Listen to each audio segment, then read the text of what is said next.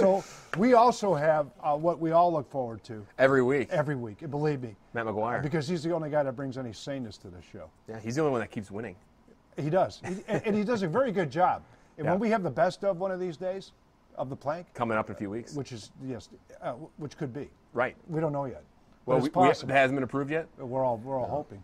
But in any case, the fact is that if you listen to him, he brings you some very nice insight. So very astute. Yes. Very astute insight. And he spends a lot of time on the back of a Ram truck, or inside the truck, in the cab. Is he in the cab? He's in the cab. In the cab this time? In the cab. And his name is Matt McGuire. Our fantasy guru with this week's fantasy segment.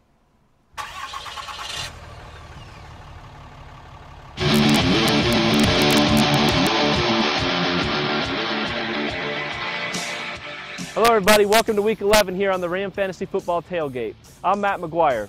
We're going to talk about the Bucs loss last week to the Falcons, another disappointing game. We'll also talk about a few players who got injured last week that will have a key impact to fantasy football going forward, and I want to talk about a couple of guys that you might want to add this week.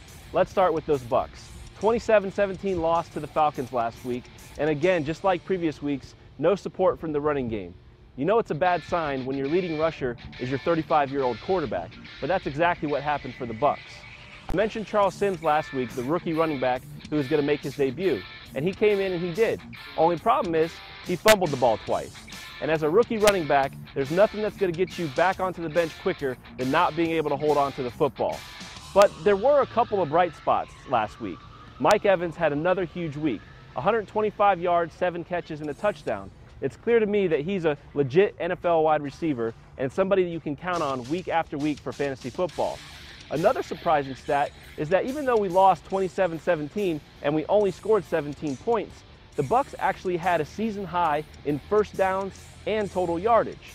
So what that means is I think it's going to be Josh McCown's team going forward to finish out the season, which that also means bad news for Mike Glennon. So if you were holding on to Mike Glennon still, it's pretty safe to say you can go ahead and drop him. Now, I mentioned a couple key injuries, and none bigger last week than Carson Palmer. He tore his ACL, and he's obviously going to be out for the season. But if you had Carson Palmer on your team, don't rush out to pick up Drew Stanton, his backup. Now, sure, he came in last week and had an exciting touchdown pass, but when you look at the 3 games that Stanton played earlier in the year when Carson Palmer was out with an injury, he only had 176 yards per game. So I'm not sold on Stanton. I think you can find better value at the quarterback position elsewhere. Another big injury is to Allen Robinson, the wide receiver for the Jacksonville Jaguars. He's a guy I talked about a couple of times on the show, and we all know that Jacksonville's having a terrible year, but he was pretty productive from the wide receiver position. In fact, as a rookie, he led all rookie wide receivers in receptions. But he's out now, and what that means is more targets going to Cecil Shorts. So if you have Cecil Shorts, you can feel pretty good about playing him this week. And lastly, let's talk about a couple free agents to add this week. Now, Josh Gordon is who I'm going to talk about first. He's actually still out there in 60% of the leagues. That's pretty amazing considering he led the NFL in receiving last year. Now, I know he hasn't played yet this year due to that large suspension, but he's coming back in Week 12.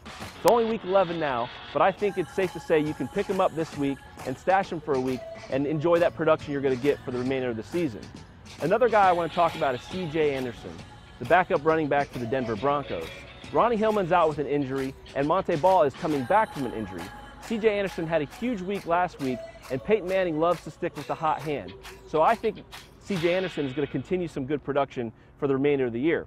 And the last guy that I want to talk about is Michael Rivera from the Oakland Raiders. Seems like every week we're talking about a different tight end, and this week is Rivera. Last 3 games, he's averaging 60 yards a game and a touchdown. 3 touchdowns in his last 3 weeks. I think that production is going to be pretty consistent going forward, so if you need some help at the tight end position, look for Rivera in Oakland. That's all I've got this week. Again, I'm Matt McGuire. Thanks for watching the Ram Fantasy Football Tailgate, and remember to use #ThePlank on Twitter if you have any questions. All right, Matt, thanks, buddy. I tell you one thing, though. I don't want to be anywhere near Cecil Shorts. Why is that? Because I don't want to be anywhere near Cecil Shorts. Wow! I was trying to set you up. Well, listen, I ain't going any farther than that because I have no idea what the FCC or the CIA or the FBI will think about it.